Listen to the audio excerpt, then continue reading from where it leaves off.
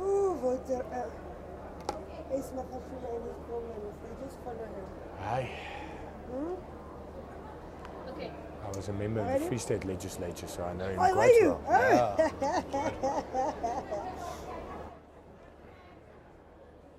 Okay. 3.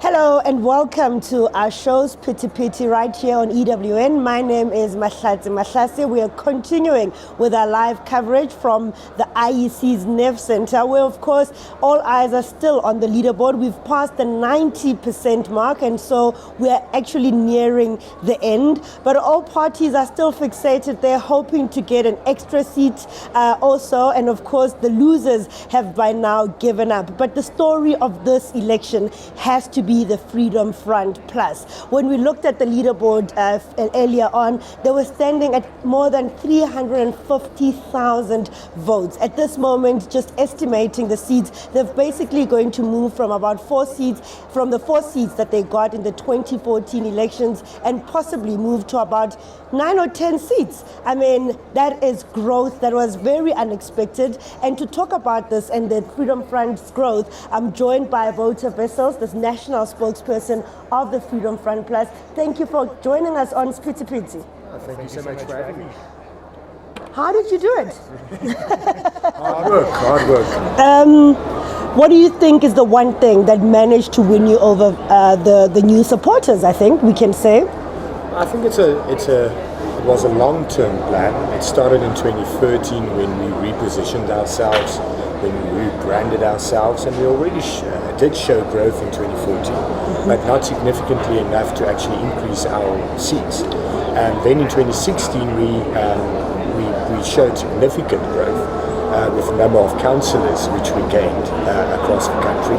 And that was a stepping stone to now. And since 2016, our councillors worked very hard to provide and to help with service delivery problems. And if you look at the map that represents the voting districts and who won what voting district, and at the distance, viewers won't be able to see it. But if you look at that map, you can see green, yellow, and purple, and a little bit of orange there in the KwaZulu-Natal, but the purple is spread over the country to a large extent. And that's all the voting districts where the Freedom Front Plus won. And in 2014, we only won 5. That's more than 100 that we won. So that's significant, and that's a very good stepping stone for 2021, which is a municipal election, where we will then be able to win certain wards as well. Tell us about those districts. What is it about those districts that you were able to say, believe in us and vote for us and take us and increase our numbers in Parliament? I think it's a combination. Firstly, it's that service delivery problems that were solved by our councils. Take, for instance, Mafube municipality. That municipality totally collapsed. We spoke about Ace Makashula, but let's not refer to him now.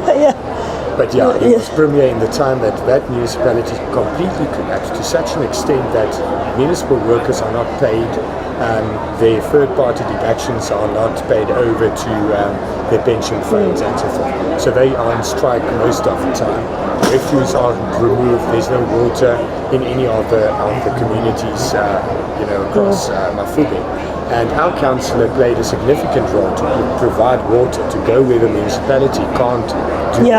And there, for instance, we got 950, it's a small voting district, but we got 915 votes, and the DA got 247, and I think the ANC got something over 50 votes. So you're basically, that used to be an ANC stronghold?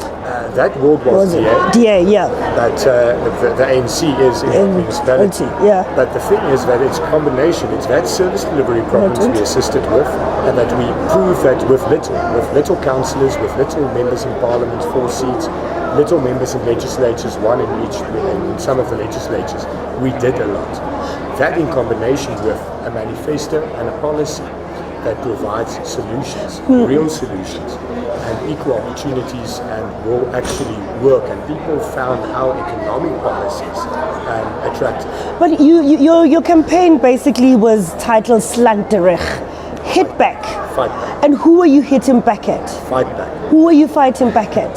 we said, and you can never take a slogan in isolation. If you take the whole campaign, the campaign was based on a theme that said, there is hope, now or never. And then we said, we must fight back. In politics, at different stages, you have to fight back. You had to fight back against the apartheid system. You had to fight back in 1999 to gain official opposition and to make inroads and replace the NP, the DP had to fight back, and voters joined them to form an official opposition, get the NP out and actually provide opposition to the ANC. In 2019, we are again at a stage where we have to fight back. And fight back is not literal, it's a political slogan. So what it means is we cannot sit passively and look at the political arena. And a lot of voters, unfortunately, do. They vote for the same party they always vote for without actually looking at their track record, looking at do they actually provide services, do they actually do what they promise to do, and what is their policies. But the land issue was a big one for you in this campaign, and essentially you were basically fighting against the proposed constitutional changes to expropriate land without without compensation.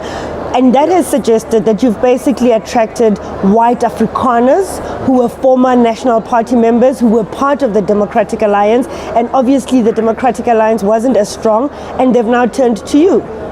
I don't think that's completely true. I think we gained support from different communities, and it's not one thing. If you go and look at the Northern Cape, for instance, where we more than doubled, almost tripled our number of votes and gained a member of the legislature there. Where we gained support and where we showed growth was not in white communities. So that's not completely true. And so you've gained, so it was what, you've attracted colored communities as well? I hate racial classification. But people have said you've campaigned on racial politics. You are basically the right of what the EFF and the BLF is. If you go and read our manifesto, if you read our policies, it's not at all that. And if you follow that campaign, it's not at all that. That's a propaganda myth, and it's something that people think of as. And we work. But we look at your leadership. We look at your leadership. Yeah. It's completely white. It's white male. It's white Afrikaner male. It's not very representative of South Africa's demographics. But we don't have quotas, but we moved in a certain direction. If you go and look at our 2016 candidates, we started moving in a direction to get other communities on board, to be a policy-driven party, that people who associate with our policies support the party, regardless of race. And it's not identity politics, it's actually politics based on policy. And that's why people from different communities found our economic policy attractive. Where are those communities that are non-white? But where did we end our campaign? We ended our campaign not in a white community, but in Heidegger, in Mango. I'm just looking at, you were talking to us about the map, right? Yeah. So where are these non-white communities where you've gained support? Some of those purple stripes are in the Northern Cape, in those areas which are not white communities. And then there's obviously you can't. So as a black woman who speaks Sepedi, yes. Would I be welcome to come into the Freedom Front Plus and become a member? Absolutely. We have a lot of members that's from different races, different languages. But you can understand, because I don't see them in public, I don't know this. Yeah, look at our candidates. We have a deputy mayor in Hesekwa, where we form part of a coalition, and he's not white. We had our premier candidate in Western Cape was not white. We have some other candidates. People have to move through the structures, and we have members of our federal council, who's our highest decision-making body, who's not white. And our leadership can change. We're a democratic party, but we're not going to put a face as a leader just because he's of a certain skin. And then what does your parliamentary list look like? We have females in the top 10. Do you have any black people? We have on the list, but not in the top 10. Not in the top 10. So basically you're trying to say to us, you are not this party that has been painted, which basically is you're part of this worldwide move where we are seeing the rise of right-wing politics across the world. I mean, some have likened you to somebody like Donald Trump, but this time around it's more concentrated to white Afrikaner farmers that have now joined. How many farmers are there in South Africa? Very few, but clearly when you look at the numbers, one can think that there's a lot. 33,000. So and their families. Families, that might be 66,000. So I'm not sure where that comes from. Ironically, we battle to make inroads in the farming community. They choose another party, usually. We might have gained some. But you've eaten at the DA's support. We did, but not only in. Why do you think community. just particular people were turned away from the DA and turned towards you? If a lot of former DA voters and DA supporters told us that they are not satisfied with the fact that there's no clear message and clear direction from the DA. But I'm not the DA spokesperson, so I'm not going to go into that. The fact of the matter is, people said we identify with you for various different reasons. We're a political vehicle, so you have certain people that identify with the emphasis on cultural rights, the emphasis on mother tongue education. Appeals to a lot of different people, but appeals to Afrikaans people as well, and to different members of the Afrikaans community. And then you have people from other communities that say your economic policies are something different than what we are used to, because the ANC has failed us for 25 years. The DA has failed us to bring an alternative. They have the same policies as the ANC. We want an alternative.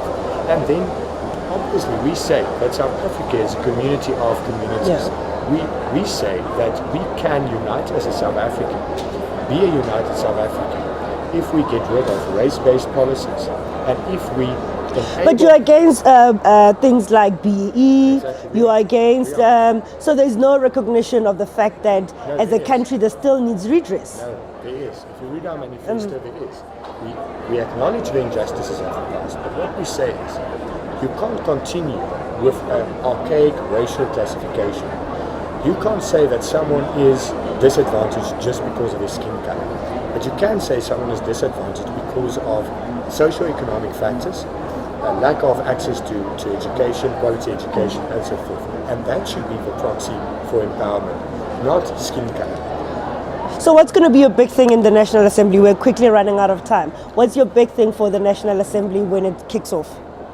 Well, we'll be a strong opposition. We'll have more members, so we'll do our part in committees, in plenaries, to be a strong opposition and be the voice of the electorate that gave us that voice, and continue the work that we are doing. And we'll have more hands now to do it. And we want to build a better South Africa together. And that's why we also made the case against the BNF. The BNF leader proved it outside to me just now. What did he do? I greeted him very friendly, Yeah. because I was raised that in politics you differ. But Have you- a battle of ideas, but you don't hate each other. Yeah. You have tolerance. What did he do to you? And he swore at me in front of journalists who watch it. News 24 was doing a story about it. And it was completely in front of people, in front of ladies. It was completely unnecessary. And we don't need those type of parties in Parliament. We're not an extremist party. We're a party that wants to build together. We do differ on certain issues, but we can take hands and we can say, let's get the best solution for South Africa to take us forward. Well, thank you very, very much, voter vessels from the Freedom Front Plus joining us there. What they'll definitely have is more minutes in the National Assembly, because, of course, the more seats you get, then your speaking time in the National Assembly will actually be increased. So we are looking forward to hearing from the Freedom Front Plus. They are definitely one of the big stories of these elections, moving to more than 350,000 votes. And when we estimate right now, expecting that per seat you will need about 40 or 41,000, that could put them at around 10 seats. That is a massive growth when you compare to where they were in 2014. My name is Mahlasi. Stay tuned to EWN as we continue with our live coverage from right here at the IEC's NEF Center.